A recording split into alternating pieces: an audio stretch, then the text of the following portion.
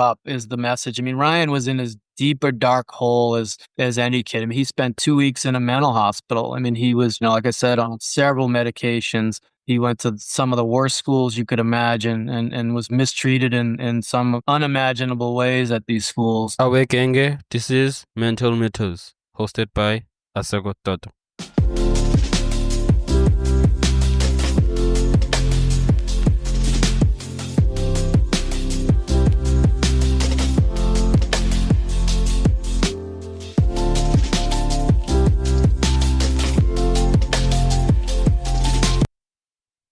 Hello, everyone. Welcome to another episode of Mental Mythos. I'm your host, Asagot Toto. And before we dive into today's incredible conversation, I have a small favor to ask.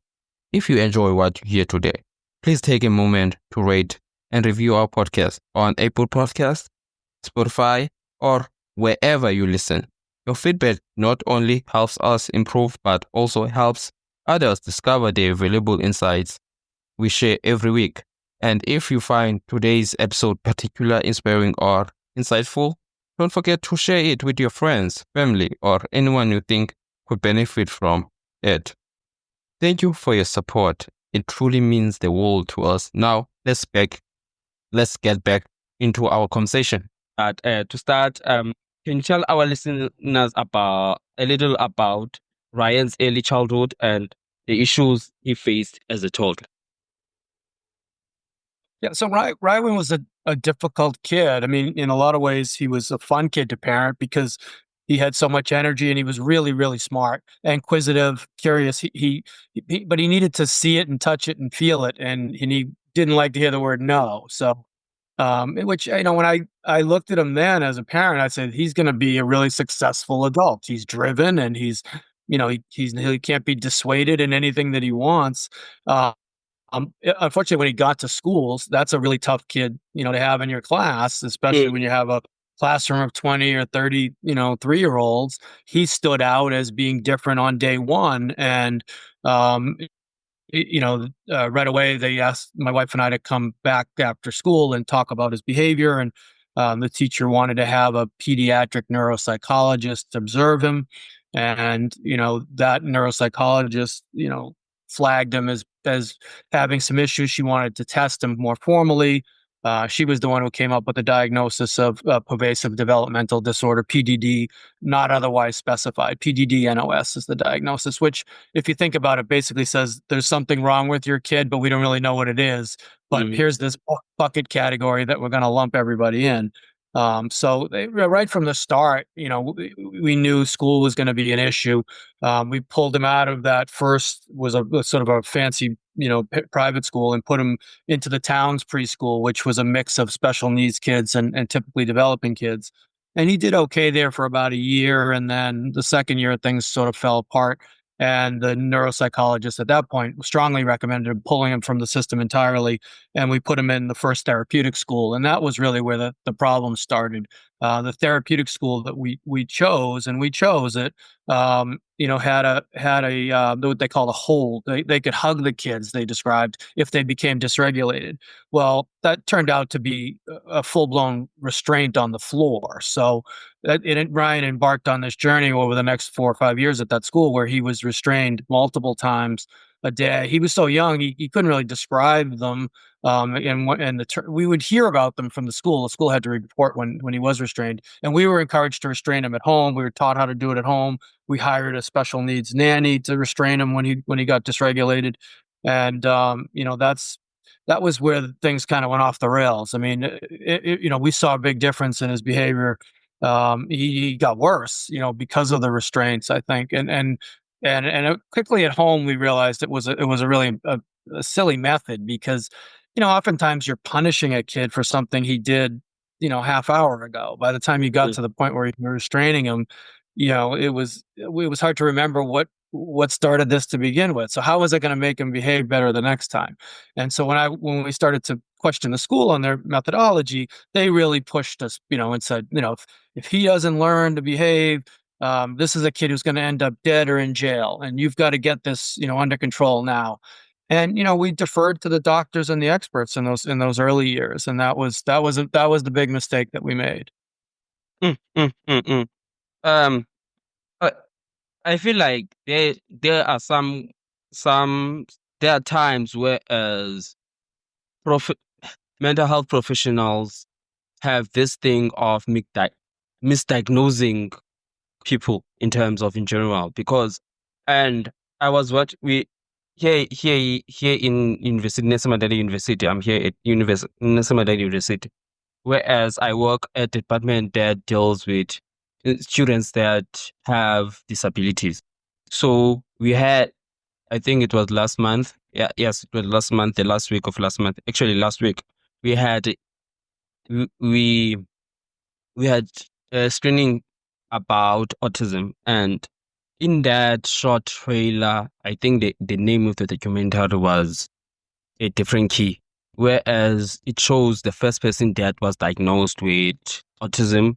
And I found, and there was something that I really loved is the fact that these mental health professionals have this concept of if they have diagnosed this specific person, person that they have diagnosed, they will stick to that thing and are not are not willing to move to look at another perspective of how can we look this in the other way. And I just wanted to add on that, and also how do you think that we can fight for inclusion or in terms of schools, in terms of the education system for persons with disability? Well, I think that's a great point. I think our system, the American system in particular, if somebody has deficits or they're developmentally delayed, I think we're pretty good at that. I think, we've found a way to teach up, kids who previously would have been, kicked out of the system and sent to institutions or terrible places, and now there is inclusion for those kids, and that works well. With my sons, when it's behavior and really it's compliance and it's um, you know, you just won't behave like everybody else, and we want you to, behave a certain way. I think that's where our system goes off the rails because some of these kids, especially boys when they're younger, they're just rambunctious and they're that's how they're learning. They have to learn by questioning everything and seeing it for themselves. And when Ryan wouldn't comply with the directives of sit there or stop asking questions or Yeah. put that thing down, you know, that put him on this journey where he was, treated as if he was mentally ill when really maybe he just had a different learning style, So I think it's, sometimes in the American system, it's so stressed for resources and there's so many kids in a class that they just can't have a kid who behaves outside the norm. And Mm, and then they have to label it something. And once you're labeled, once Ryan had a label and he went to a therapeutic school, our public school wouldn't take him back because he had gone to a therapeutic school.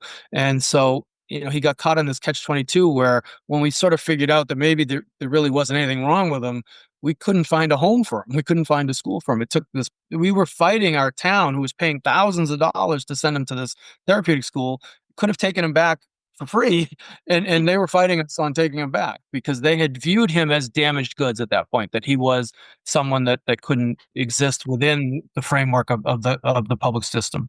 mm, mm, mm, mm.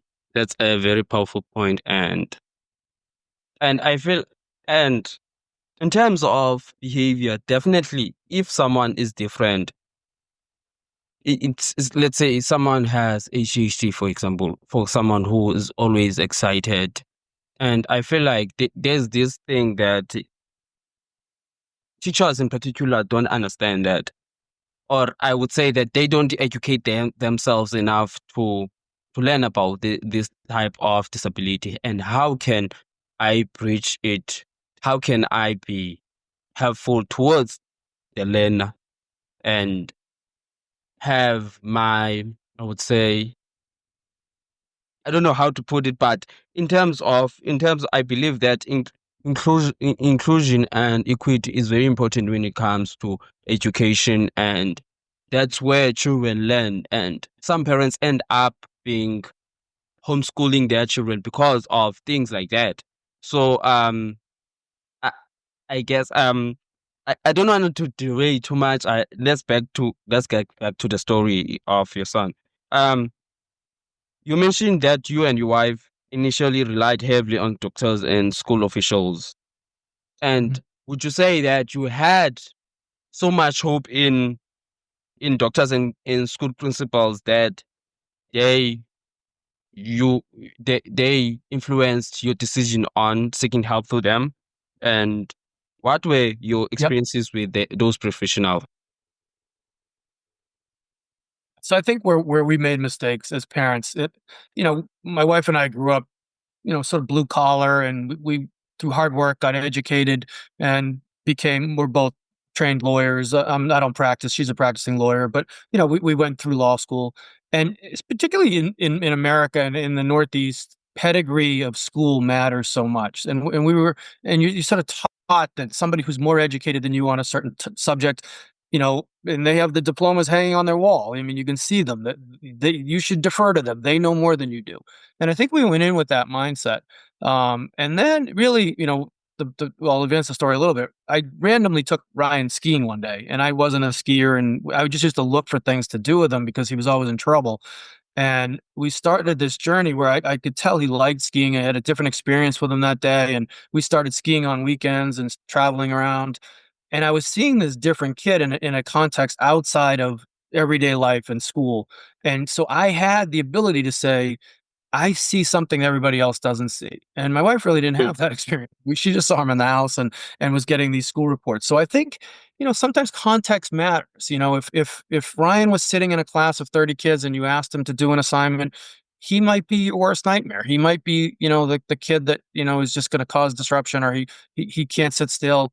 But if you had a physical activity, or, some sort of problem solving exercise that required getting out of your seat and getting your hands dirty, all of a sudden he looks like the smartest kid in the class. So I think mm, I think it really comes down to context. But for us, we deferred too heavily to the experts in the beginning.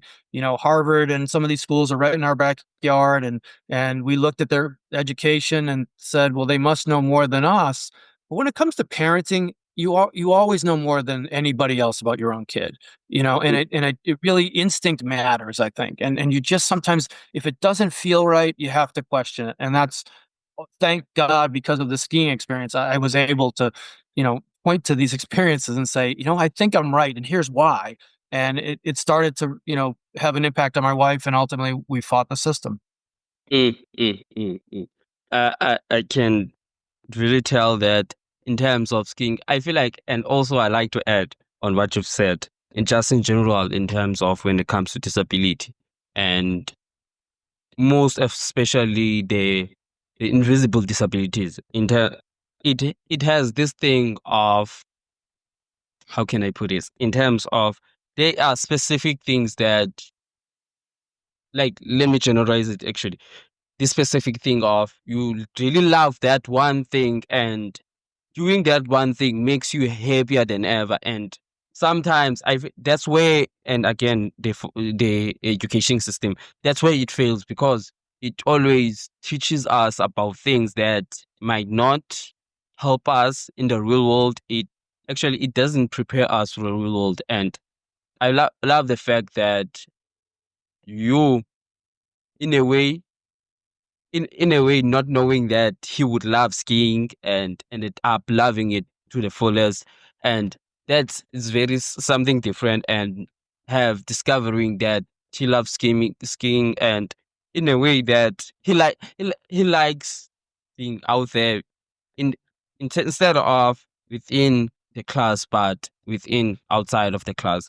I love that. And also, you um we can I in terms of, I would like to dive deeply on the school system. And I believe that, this is a disability. Actually, I think I made a mistake in terms of the PDD. In what way did you realize that what kind of extent research did you I would say that, did you tell yourself you will do in terms of this disability, this disorder?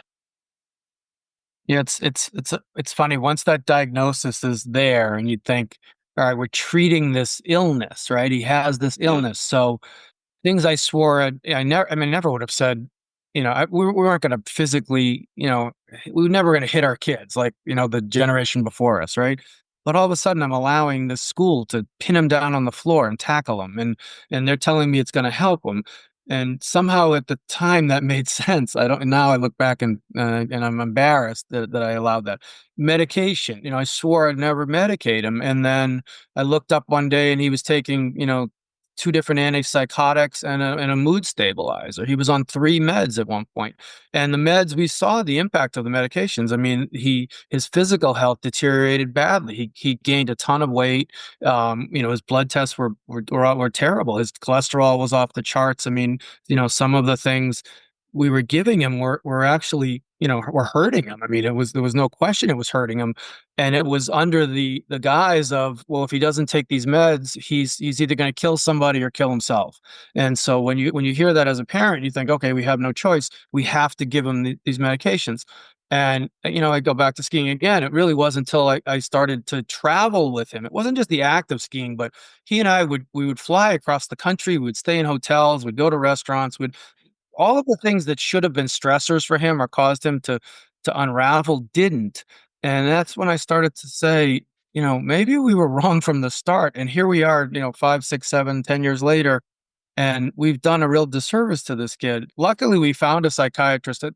I'll advance the story a little bit. Toward the middle school into almost high school, we switched psychiatrists, and this new psychiatrist came in and questioned everything. He questioned the diagnosis from the start. He couldn't believe the medications Ryan was on. He looked at his physical health and said, do you think he would die if you didn't give him these medicines? Because you're actually killing him by giving them to him. Questioned all of that. He started to peel back the medications, and every time Ryan would come off a medication, his behavior never changed. So, by the time he got to high school, he was off all medications, was back in a public school where they couldn't restrain him. And really all we had to do at that point was undo the damage we had done. He had some PTSD from all these experiences of being restrained. He had never been in a public school. He had, since kindergarten, he had been back in a public school. So or preschool. He had to, relearn that kind of a setting. So, I think had it not been for that label, that diagnosis, I don't think we would have made the parenting decisions we had. If we went to that first doctor and they said, you know what, he's rambunctious or he's just a pain in the butt, you're just going to have to deal with it. I don't think we would have made all those decisions. But once that label's on there, it became, so it's not self-fulfilling, but it became sort of parent fulfilling. And it was easy for us to make some bad decisions. Mm, mm, mm. And I, at some point, I hear you, and also there's this thing of you didn't know better.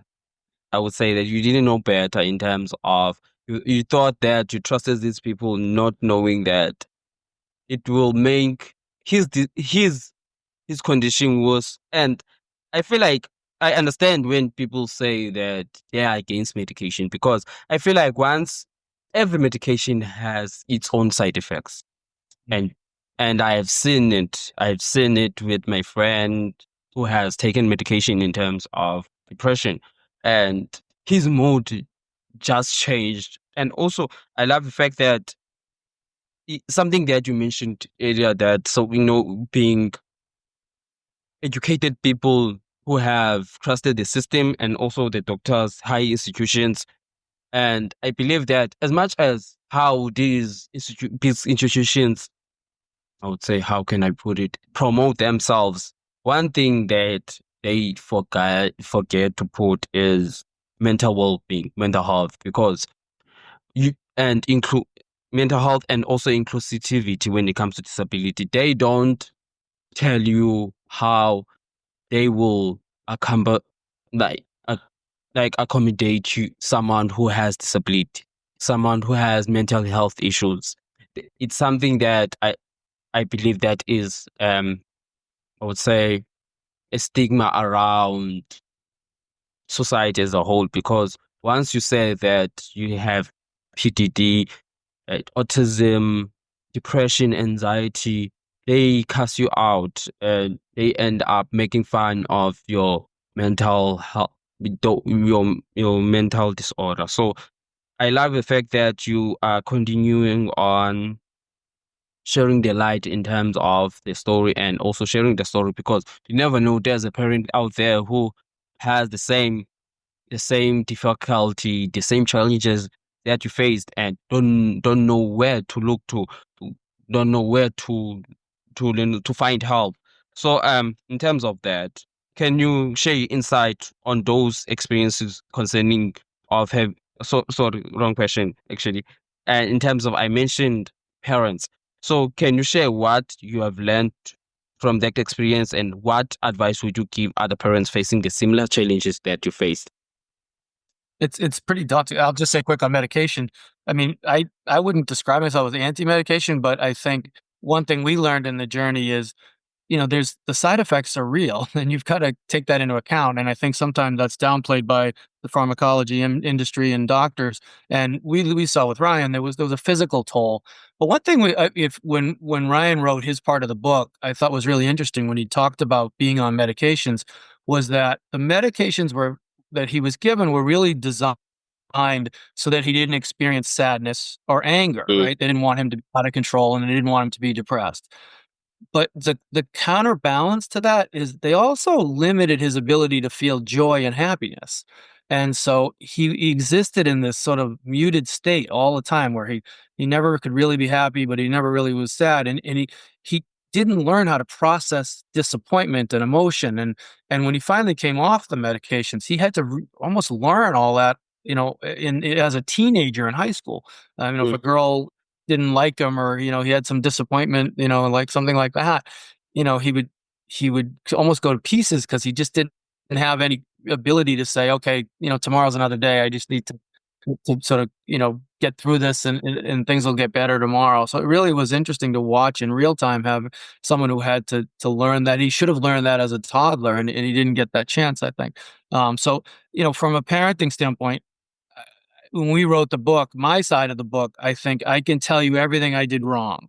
Um, After the book came out, I got emails. I get an email still probably once a week from some parent I've never met who will describe their kid and say, "Can you help me?" And it's really, it puts me in a stressful position because I don't know that much about they other than the 3 paragraph email. I can tell you what not to do, if somebody tells me what they're doing, I can sort of making the hair stand up on the back of my neck and say, "Please don't. That's a bad idea." But, there's no magic formula for to solve some of these mental health issues or a kid that's depressed or a kid that's, has anxiety or a kid that just can't comply. um you know Medication might be the answer for some kids. There mm, are probably kids that go to therapeutic schools who are never restrained and have a decent enough experience where it is helpful.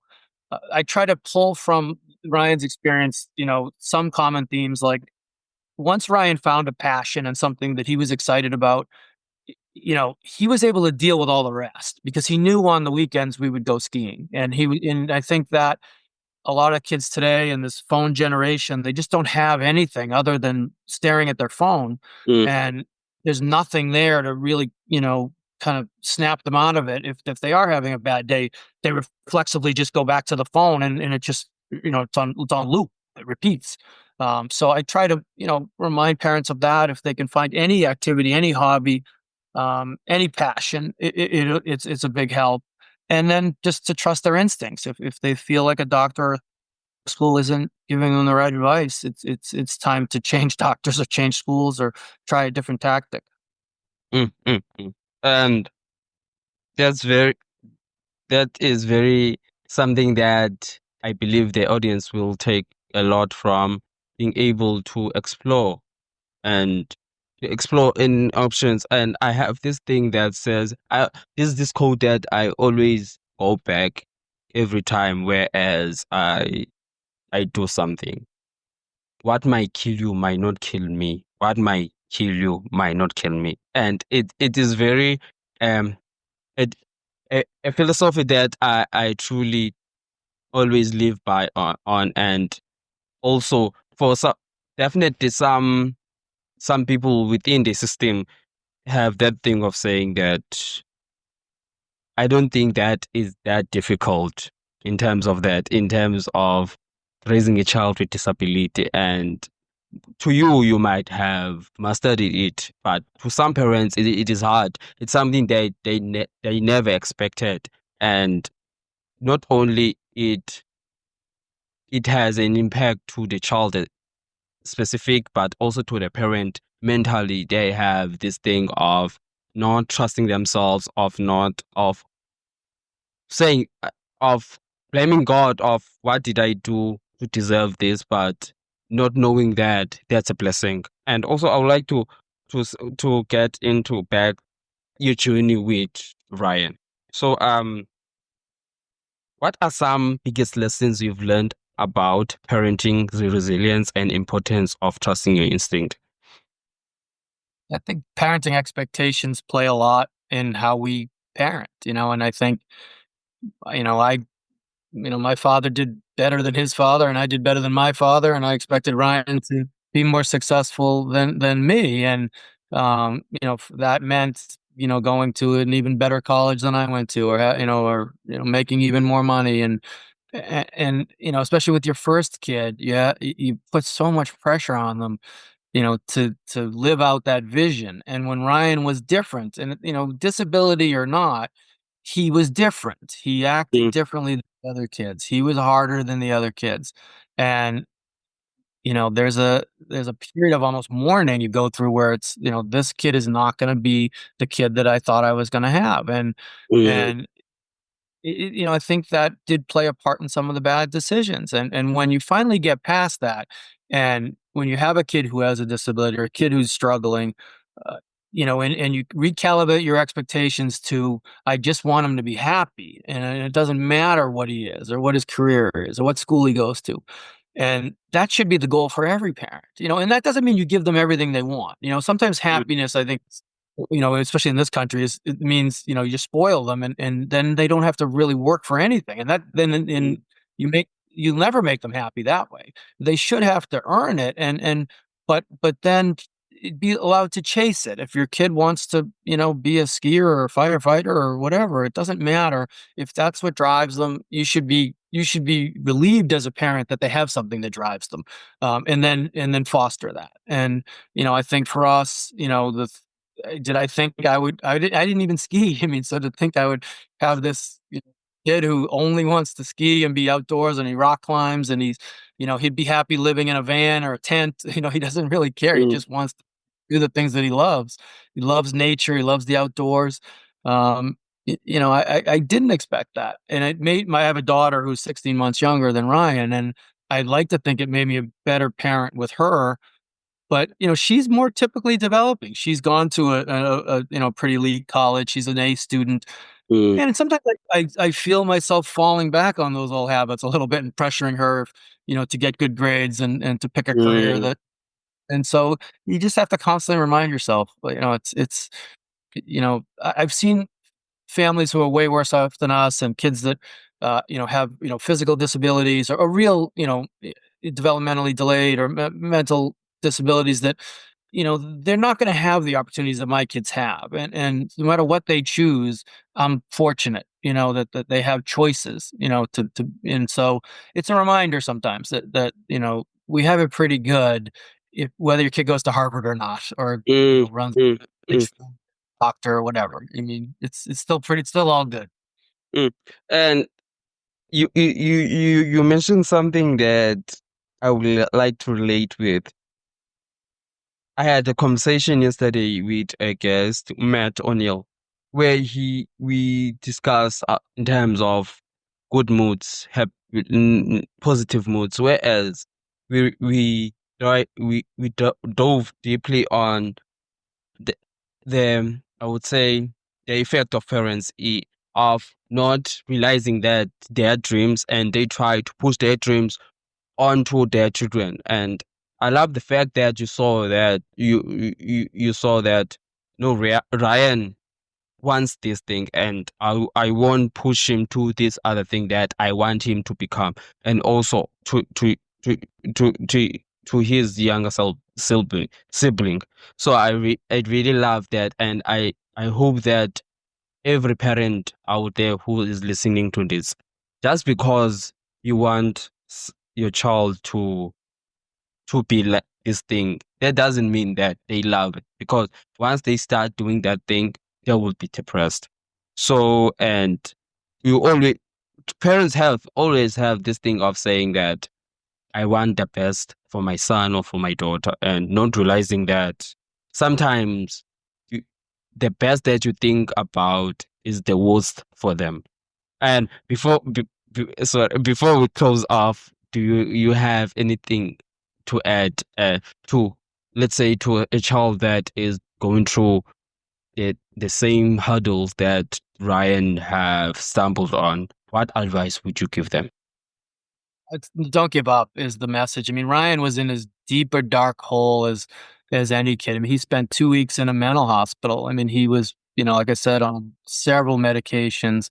He went to some of the worst schools you could imagine, and was mistreated in some, unimaginable ways at these schools. And somehow he's turned into the most well-adjusted, he's an almost 23-year-old I've ever met. I mean, he's very, confident, and he's a happy, person, and he's, life, he doesn't have any resentment. I think there's a victim mentality in this country that it's almost like a badge of honor if you have something you can say, is wrong with you, because it gives you an excuse not to, not succeed or fail, but to fight through it. And I think, Ryan's an example of no matter what happens, tomorrow's another day, and Yeah. you can dwell on yesterday, or you can plow forward. And when we wrote the book, I worried, when we wrote separately, so I wrote my part and he wrote his part, that he might just blame us. He would be fully within his right to say, Yeah, they yeah, can't yeah. from the start, and it's their fault that I turned out this way. And there's none of that in him. He just doesn't have it. It happened. He worked through it. He knows we tried our best. We made mistakes. He doesn't harbor any resentment, and he's moved on. And I think, some of these kids in this generation that I see, particularly in this country, they don't want to move. They'd rather, stay on the internet and tell everybody about all the terrible things that have happened to them. And that's just no way to live.